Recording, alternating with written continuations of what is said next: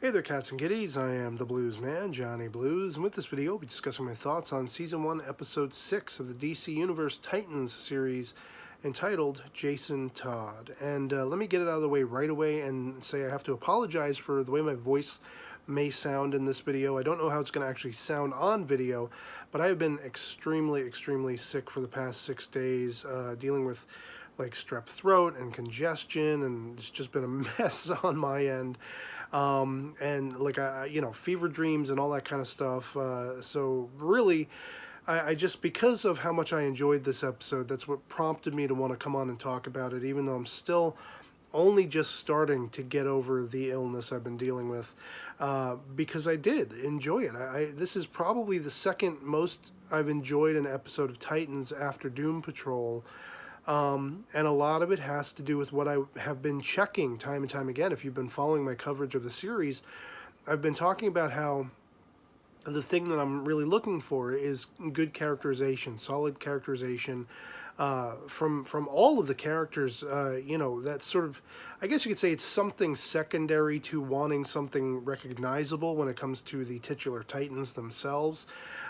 Which it's kind of been, hit and miss with me very much as far as the characterizations of like Starfire and Rachel, who's supposed to be Raven and everything. Beast Boy and Robin are the two closest that have really had some kind of resemblance to the characters I know and love and have familiarity with.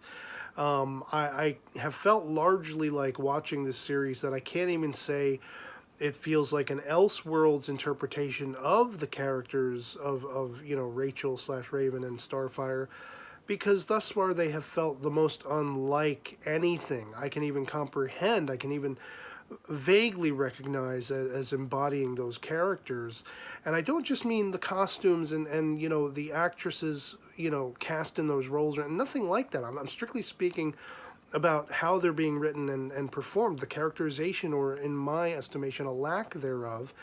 And so this episode really elevated above some of the rest of the episodes thus far, because I felt like there was rapport, there was characterization between all the characters. You start off with this sort of flashback prologue introducing us to somebody who had taken care of Dick Grayson in the wake of his parents' death, before Bruce Wayne.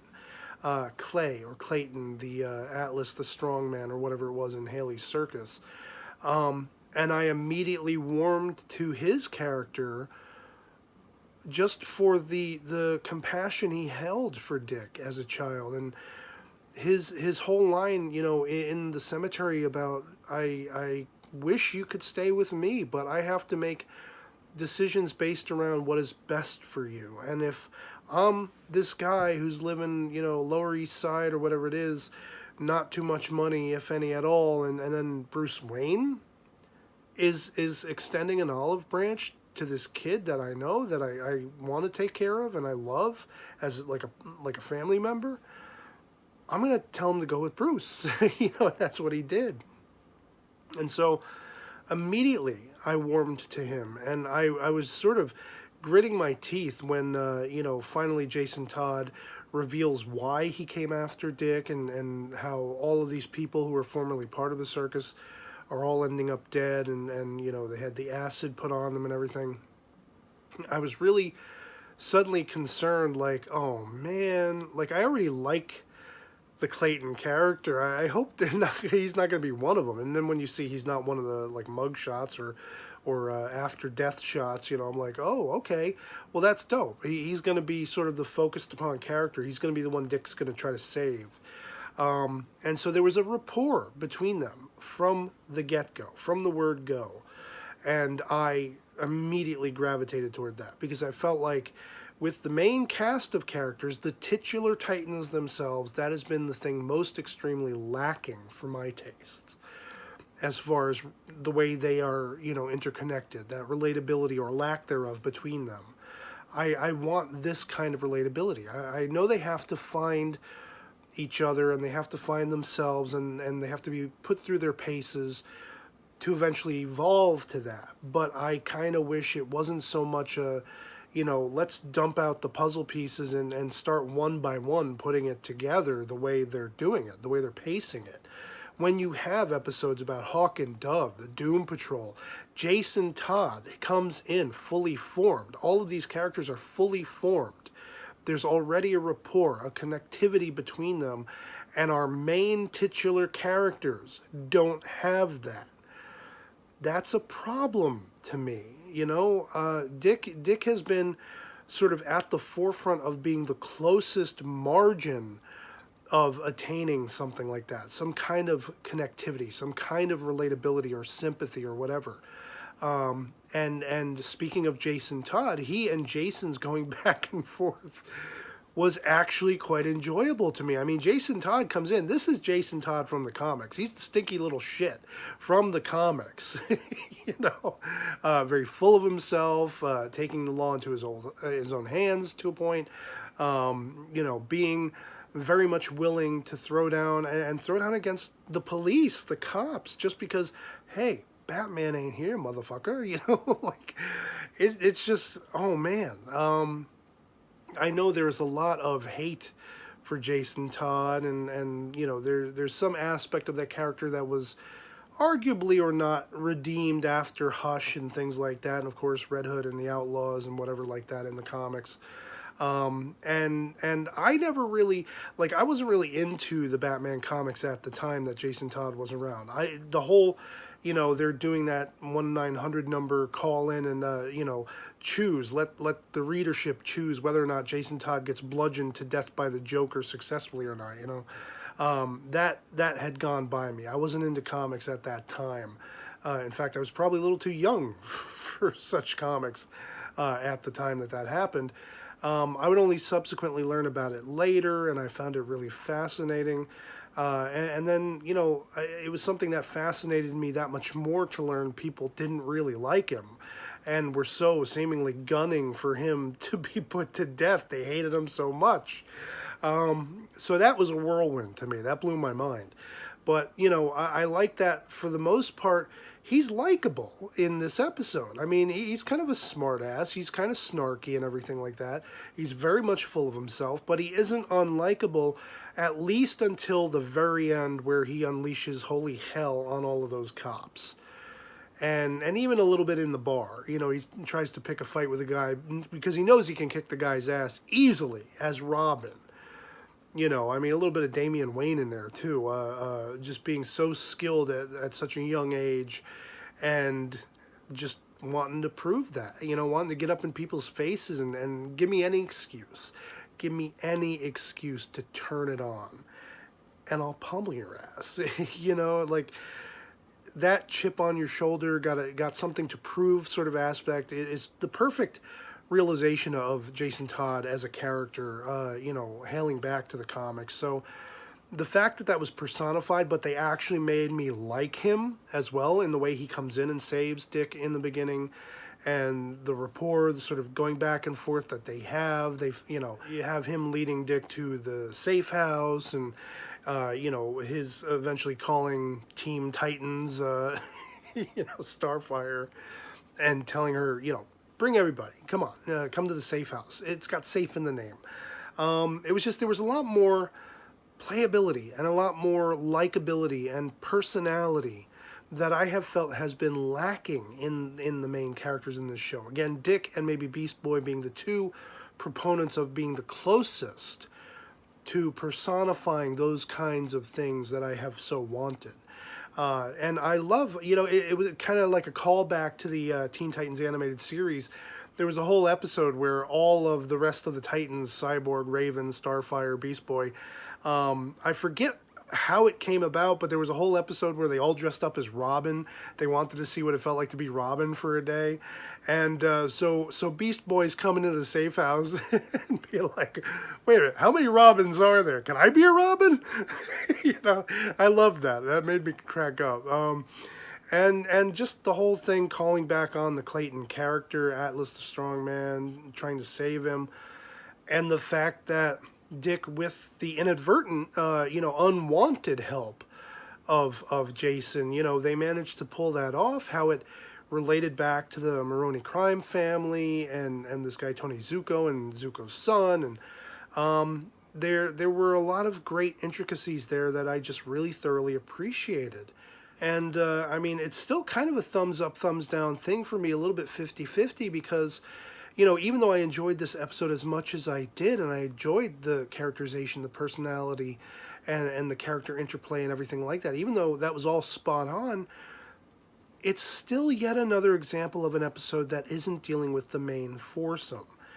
In the previous episode, we finally had them all come together, and we were starting to somewhat peripherally, cursorily getting an idea of how they were going to interact together, of them coming together, of their having interpersonal interconnectivity and personality out of that. I keep going back to that sequence between Beast Boy and Rachel, where Beast Boy's describing what it feels like for him to transform from human to animal and back again.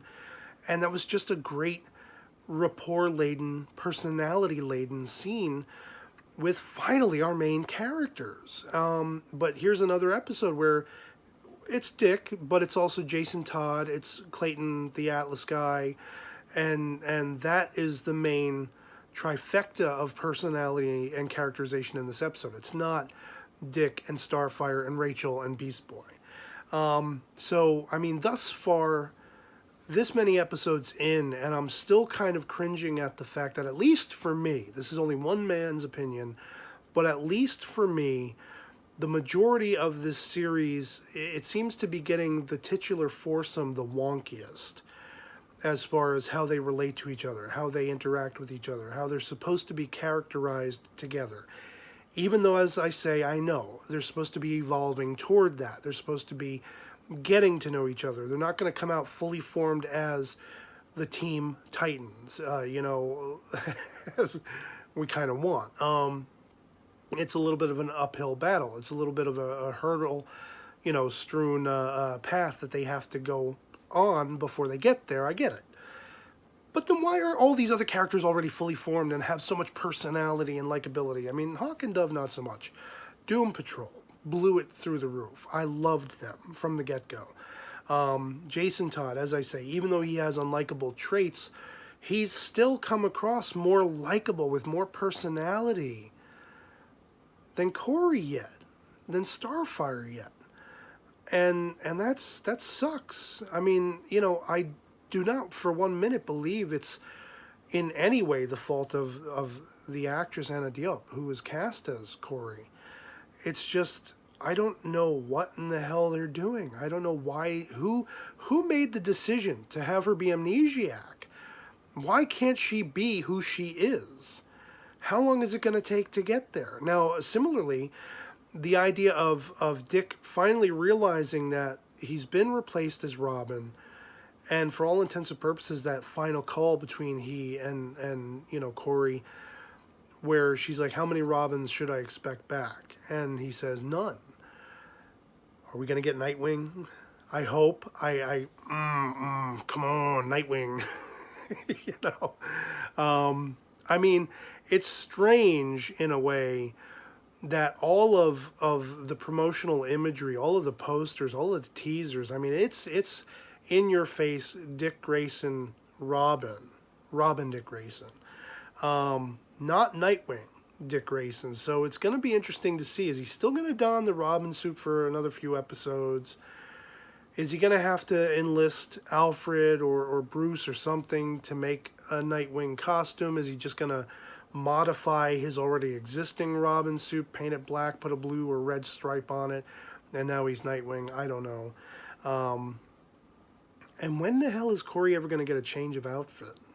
Like, how many days has it been since we were introduced to her? I mean, it's got to have been a week, and she's still rocking the, Dazzler from the X-Men 1970s disco outfit, or showgirl outfit, or call girl outfit, as I've heard some people refer to it.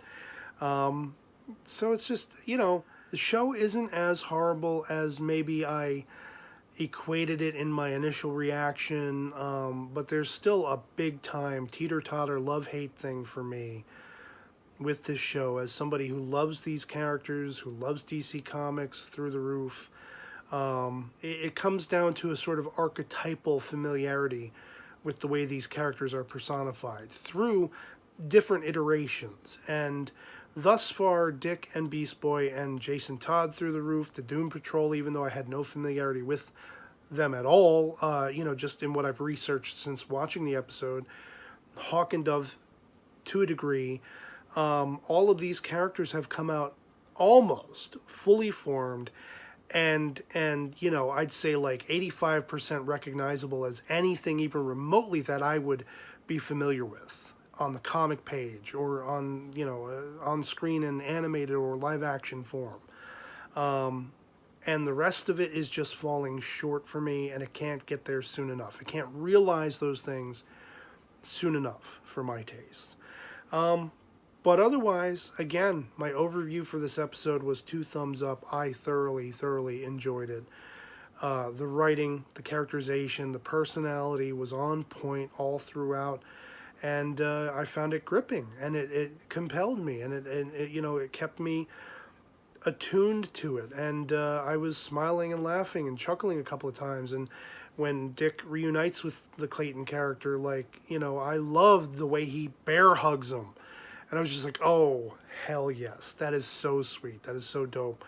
I mean, that's really all I gotta say about it. So at this juncture, I'd like to ask you guys to let me know in the comments below if you've seen the episode, what you thought of it. Love it or hate it, anything goes, as long as you're respectable and, respect others' opinions and things like that.